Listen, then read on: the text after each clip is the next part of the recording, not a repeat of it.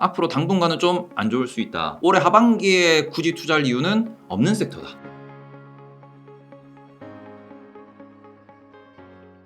주식 투자를 그러면 나머지 한 70에서 80%는 네. 주식 투자를 해도 괜찮다는 말씀이신가요? 네네. 아, 그래서 아까 말씀해 주실 때 반도체, 건설기계, 조선을 좀 얘기해 주셨어요. 네. 근데 여기에 2차 전지는 없네요. 2차 전지는 그죠. 제가 정말 많은 악플을 달고 있고 지금도 네. 이제 많은 그 댓글과의 전쟁을 하고 있는 중이지만 네. 핵심은 뭐냐 그러면은 네. 지금 뭐 리튬 가격이 어떻게 됐다. 미국에서 뭐 세계 최대 리튬 뭐 광산이 발견이 됐다. 여러 가지 이벤트 이야기들이 나오고 있습니다. 근데 2차 전지를 제가 지난 1년 동안 계속해서 강조해서 말씀드린 거는 앞으로 우리나라의 주요 매출원이 될 거다. 맞습니다. 앞으로 우리나라가 반도체 다음 산업으로 육성해야 된다. 맞습니다. 반도체보다 더 규모가 커질 산업이다. 맞습니다. 그렇기 때문에 전 세계 정부들이 이 부분에 있어서 집중하고 있고 전 세계 유수의 기업들이 리튬 광산을 혹은 뭐 니켈, 코발트 이런 것들에 대해서 광물 자원을 확보하기 위해서 돈을 쏟고 인력을 쏟아붓고 있어요. 그런 핵심은 그 마지막 끝단에 대해서 우리가 다시 한번 고민을 해보자라는 겁니다. 자, 우리가 리튬을 캐와서 정제해서 양극재를 만들었어요. 이걸 판매를 했습니다. 이거는 하드웨어 산업입니까? 소프트웨어 산업입니까? 이거는 제조업입니까? 테크입니까?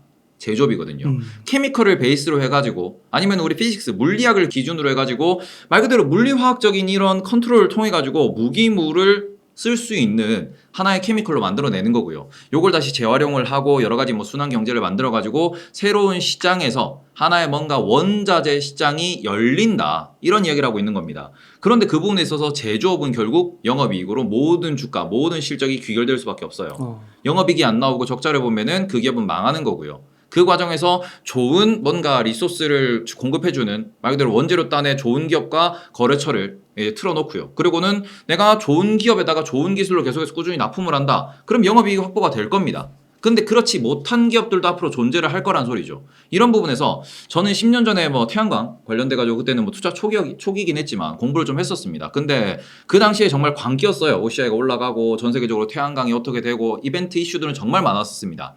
그런데 문제는 그 이후에 레드오션화 되면서 돈을 못 버니까 국내에 있는 기업들도 대부분 포기를 하고 지금 폴리실리콘 업계에서 남아있는 기업은 OCI밖에 없습니다. 국내에서 그 당시에는 대부분의 기업들이 진출하겠다고 했지만 지금 남아있는 기업이 한 군데밖에 없다라는 소리는 그 과정에서 비용을 얼마나 잘 컨트롤하고 사업을 얼마나 잘했느냐, 거래처 관리를 얼마나 잘했느냐에 따라 가지고 살아남는 기업과 이게 좀 정리되는 기업들이 존재할 수밖에 없거든요.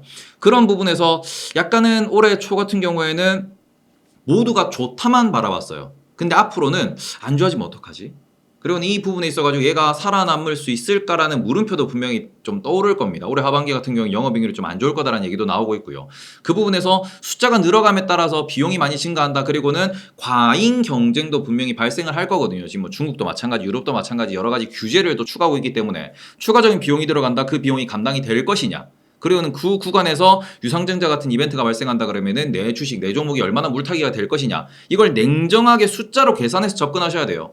그런데 이 부분에 있어서 일부에서는 그냥 좋을 건데 10년 뒤에는 좋을 건데 10년 뒤엔 좋더라도 내 주식 한 주의 가치가 좋을지 안 좋을지는 모르는 거거든요. 그리고 그 과정에서 계속해서 말씀드리는 몇몇 기업들은 자회사 IPO를 계속해서 꾸준히 추진하고 있고요. 이런 것들도 분명히 시장의 부담감, 시장 악재가 될 수밖에 없습니다.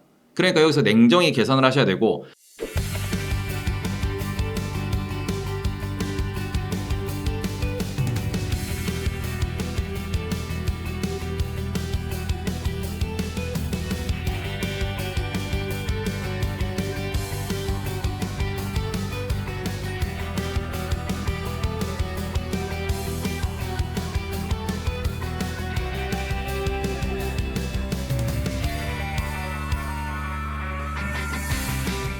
가장 큰 거는 2차 전지는 자동차에 들어갑니다. 근데 자동차 같은 경우에는 고금리예요.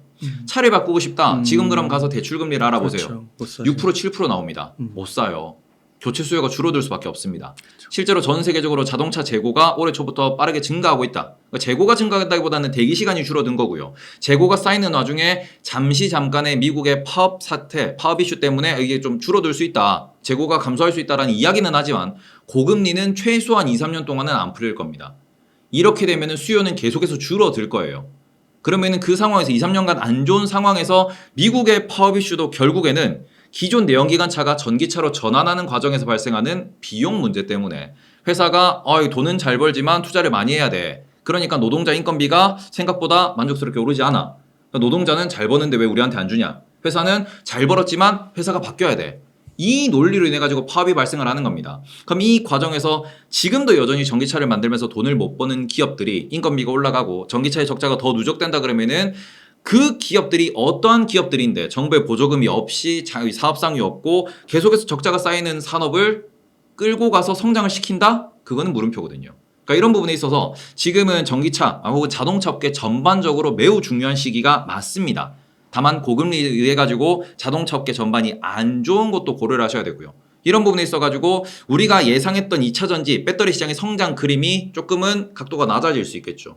그러면은 여기는 다 허리띠를 졸라매야 돼요. 과잉 투자를 했다든지 아니면은 그 뒤에 자본력이 좀 부족한 기업들은 하다가 중도에 포기할 수밖에 없습니다. 정말 긴 싸움이에요. 2025년, 2030년을 말씀을 드리고 그 부분에서 이미 몇 년치가 선반영됐다 그러는데 선반영돼서 살아남는 기업들은 지금의 주가를 이제 5년, 10년 뒤에도 유지할 수 있을 겁니다. 그러면서 우리는 뭐 배당을 얼마나 줄 거야, 공장이 얼마나 증설될 거야, 수요 공급, 영업이익률 얼마나 좋을 거야, 시클리컬해서 지금이 상승 사이클이야, 하락 사이클이야 얘기를 하겠죠.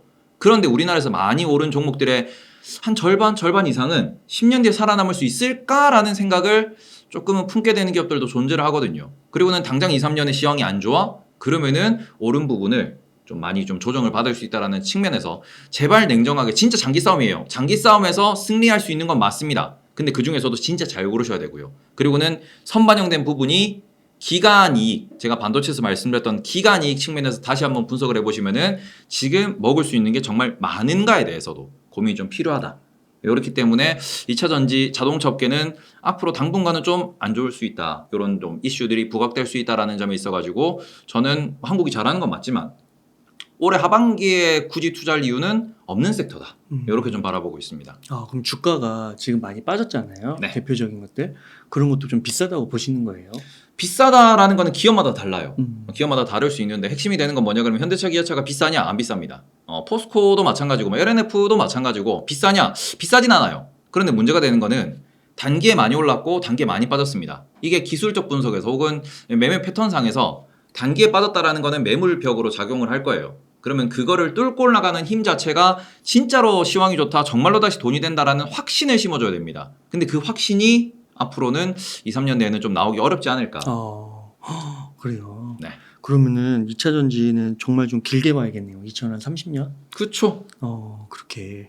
그러면은 그 중에서 조금 뭐 많이들 가지고 계신 게 아무래도 에코프로 그룹 형제들하고 포스코 그룹 형제들이잖아요. 에코프로랑 뭐 포스코 홀딩스나 이런데 뭐 포스코 퓨처엠, 에코프로빔 이런 데는 좀 어떻게 보세요? 자, 에코프로 BM. 네. 좋게 보고 있습니다. 그래요? 포스코 퓨처엠도 좋게 보고 있습니다. 자본력이 있으면서 이미 캐시플로우를 만들어 놓은 기업들이고요. 네. 이 과정에서 명확한 거래처가 있습니다. 앞으로 시가총액이 늘어날 거냐? 늘어날 거예요. 다만 다시 한 번 말씀드립니다. 그 과정에서 유상증자가 얼마나 진행될 것인지는 아무도 몰라요. 네. 계획은 정말로 좋아요. 이 계획이 진행되면 시총은 분명히 늘어납니다. 네. 그리고는 이미 뭐 영업이익률 측면에서나 기술력 측면에서나 선점 효과가 충분히 있는 기업들이에요. 다만 문제는 앞으로 자본 조달을 어떻게 할 것이냐. 말 그대로 유상증자를 한다. 그러면 내가 유상증자에 참여하면 되지 라는 건데 이 기업의 시가총액이 10조에서 20조를 갑니다.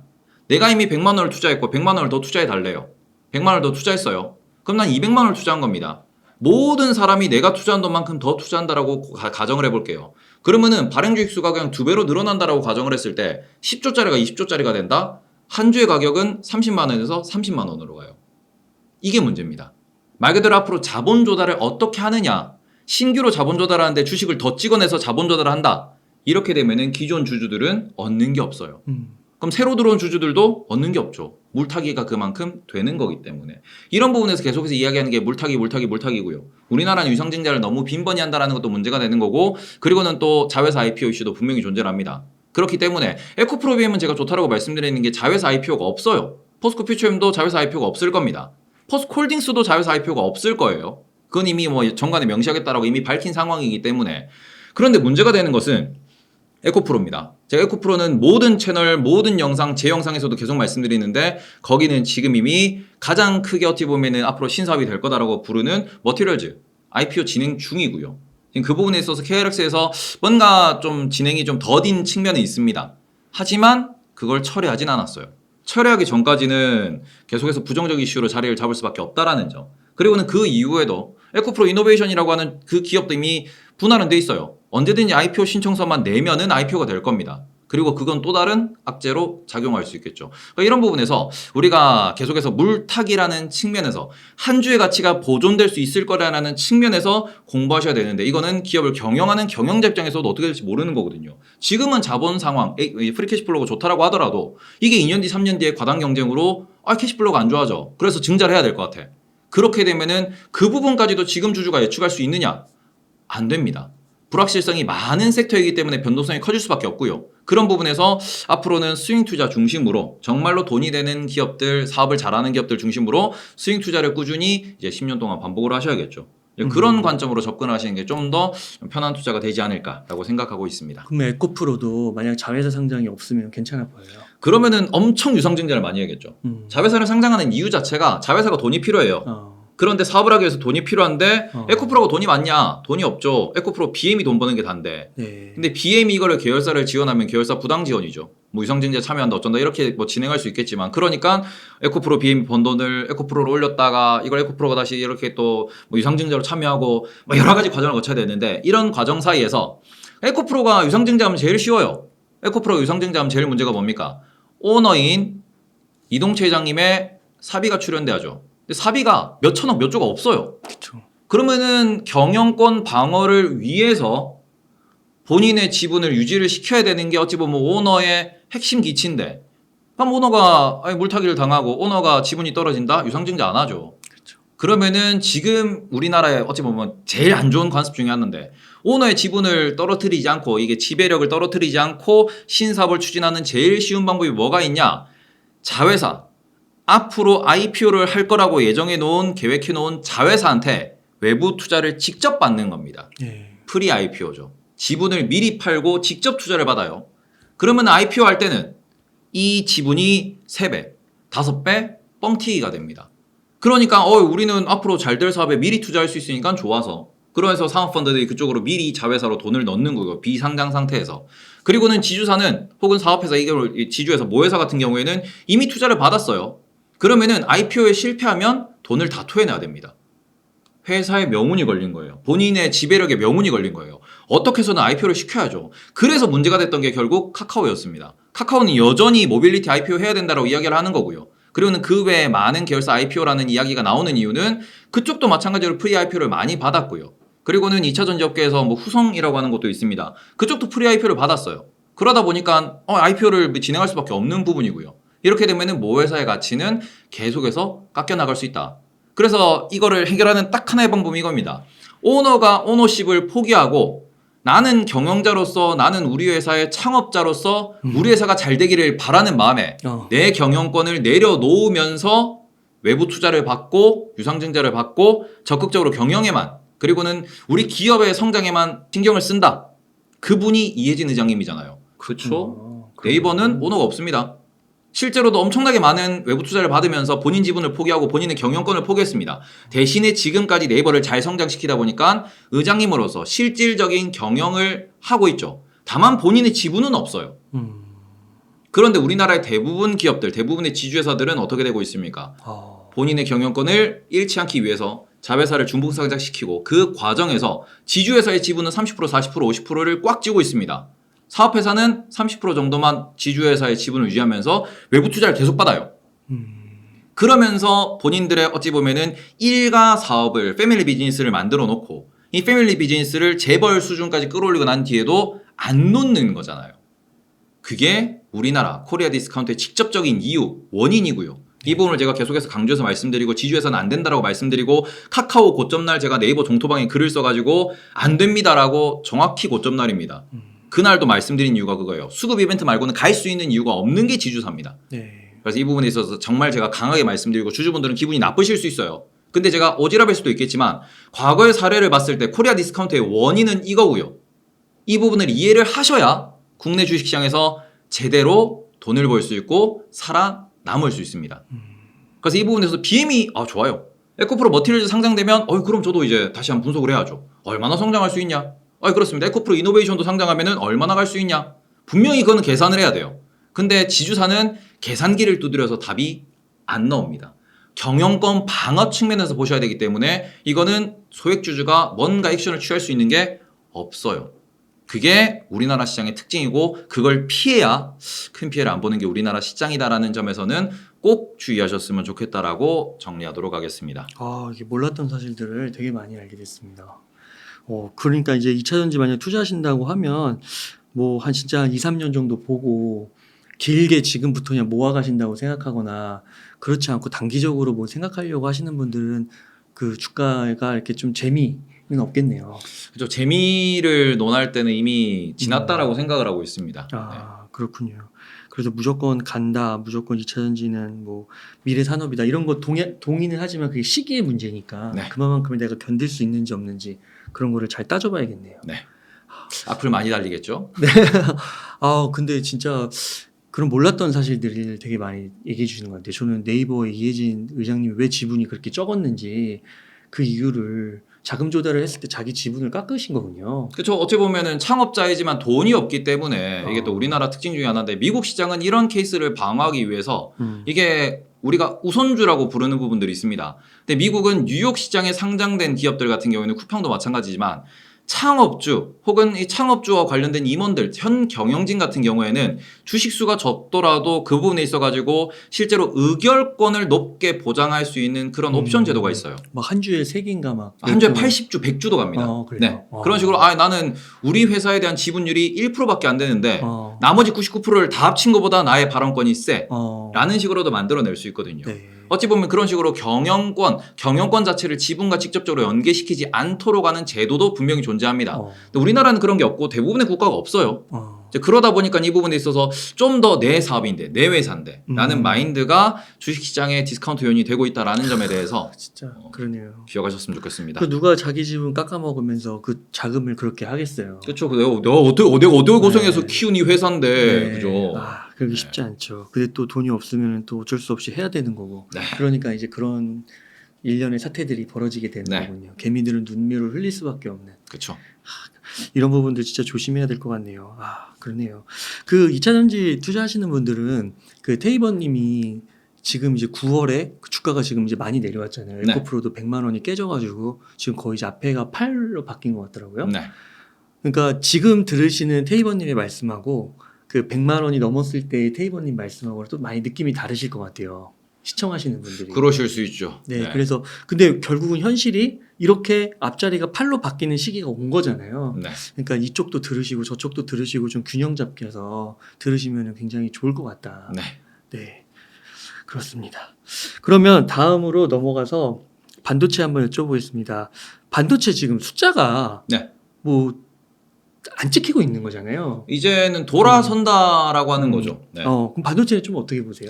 반도체는 결국에는 핵심적으로는 우리가 이번 상승 사이클의 끝이 어디냐를 계속해서 강조해서 말씀드리고 있습니다.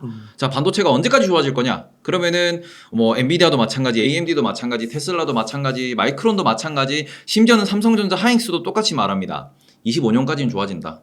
이렇게 얘기하고 있거든요. 네. 그러니까 2025년까지 왜 좋아지냐 그러면은 DDR4가 DDR5로 교체되는 말 그대로 DDR5의 침투율이 올라가는 그런 시기가 2025년까지 이어질 것이며, 그리고는 여기에서 추가적으로 낸드가 감산을 하면서 가격이 인상되는 그런 효과, 그리고는 지금 생산량 조절과 앞으로의 증설 일정을 봤을 때 낸드 시장 역시도 앞으로는 바닥을 짚고 돌릴 것이다라는 그런 이야기. 그러는 새로 열린 HBM이라고 하는 AI 반도체 발 메모리 수요가 계속해서 증가할 것이고, 그래서 빅테크들이 언제까지 투자를 공격적으로 할 것이냐에서는 2025년까지는 좋아질 거다. 그 이후에는 AI 반도체가 얼마나 더 수요가 유지가 될 것이냐, 그리고는 메모리 업계에서 어느 정도 증산을 계속해서 이어나가 줄 것이냐, 이런 부분이 결국에는 하나의 톱니바퀴로 움직이겠죠. 하지만 단기적으로 혹은 지금 시황에서 볼 때는 최소한 얼마 2년 3년은 좋을 거다라는 이야기를 하고 있습니다. 이런 부분에 있어가지고 주가는 좀 선반영이 되겠죠. 제가 계속 말씀드리는 것도, 그러니까 반도체 주식을 언제까지 쥐고 있어야 되나요? 그러면은 2025년 초까지는 쥐고 있는 게 맞지 않을까. 그리고는 그때 나오는 그 다시 이제 업데이트되는 그때의 시황을 보고 전망을 보고는 비중 축소를 할 것인가, 비중을 더 가져갈 것인가, 계속해서 오랫동안 유지할 것인가에 대해서는 그때 대해서 다시 판단하는 게 맞다. 그런데 올해 초부터 지금 우리나라 증시들이 반등을 했습니다. 반도체 기업들이 반등을 했어요. 그리고는 맨날 6개월 1년 선반영을 얘기하고 있는데 실제로 지금 8월 9월 데이터를 보시면은 낸드도 반등을 했고요. 디램도 반등을 했습니다. 이런 부분을 놓고 보시면은 그쪽 삼성전자가 감산한 지 6개월 지났고요. 6개월 지나니까 시장에서 슬슬 시그널이 나오고 있는 중이고 이번에 숫자가 돌아서고 있습니다. 그래서 이번에는 우리가 바라보는 거는 고개를 들어 고점을 봐야죠. 그 고점에서 2025년을 이야기하고 있습니다. 그래서 이때까지는 반도체는 여전히 긍정적으로 보는 게 맞다. 말 그대로 이게 시클리컬 사업이 어쩔 수가 없는 게 수요 공급 차원의 문제거든요. 2차 전지든 케미컬이든 자동차든 반도체든 조선이든 아니면 에너지까지도 결국 수요 공급의 싸움입니다. 여기에서 지금 2025년까지는 수요가 공급보다 강할 거야를 이야기하는 겁니다. 이때는 가격이 높게 형성이 되고 이익이 많이 나오겠죠. 근데 분명 이거는 그러면 수요가 좋네 증설을 해야지 하면서 공급을 늘리면은 수요가 깎이고요. 이러면서는 다시 가격이 떨어지고요. 이 사이클만 이해를 하셔도 투자가 좀 더 쉬워진다라는 측면에서 지금은 업사이클입니다. 다운사이클은 25년, 26년도에 다시 고민을 해보셔야겠죠. 그러고는 다시 삼성전자 한 6만 원까지 내려오지 않을까 그때 되면은 또 그러면 그때 또 한 뭐 5년 뒤에 이 삼성전자가 6만 원이야 하고 또 살 수 있겠죠. 이런 식으로 사이클 산업에 있어서 사이클을 이해하시고 이 부분에 접근하시면은 지금은 반도체 업사이클이다. 2년 정도는 볼만하다. 이런 부분에서 정말로 이번 사이클에서 돈이 되는 HBM, AI 반도체, DDR5 이쪽에서 돈이 되는 애들은 누구냐? 그 중에서 평가 가치가 높고 낮고 그리고는 누가 어떤 수급으로 좀 이렇게 증설이 일어나고 숫자가 늘어나고 요런 거를 보시면은 앞으로 1년 정도는 약간은 편안한 투자가 가능할 것 같고 그래서 반도체를 좋게 보고 있습니다. 네. 2차 전지보다는 반도체를 좀 좋게 보시는 거군요. 네. 제가 반도체 하나만 좀 더 추가해서 말씀드릴게요. 요새 댓글에 달리더라고요. 네. 제가 삼성전자 2020년 연말, 2021년 이제 초에 계속해서 반도체는 안 된다라고 말씀을 드렸어요. 그때가 다운 사이클이었습니다. 올해 초부터 작년 연말부터는 다시 반도체를 보셔야 된다고 말씀을 드렸어요. 업사이클입니다. 사이클을 제발 이해를 하셨으면 좋겠다라고 다시 한번 말씀을 드리겠습니다. 그렇죠. 왜냐하면 제가 유튜브의 댓글을 하나하나 다 읽어보는 편인데 요새 그러시더라고요. 테이보 왜 말을 바꿨냐? 말을 바꾼 게 아니고 사이클이 바뀌었다. 사이클이 바뀌면은 앞으로 2차 전지도 케미컬도 자동차도 건설도 사이클이 바뀌면 매수할 때가 또 올 것이다. 그렇기 때문에 본인이 뭐 공부를 하신 섹터에 있어가지고는 사이클 분석도 꼭 하셨으면 좋겠다라고 다시 한번 말씀드리겠습니다.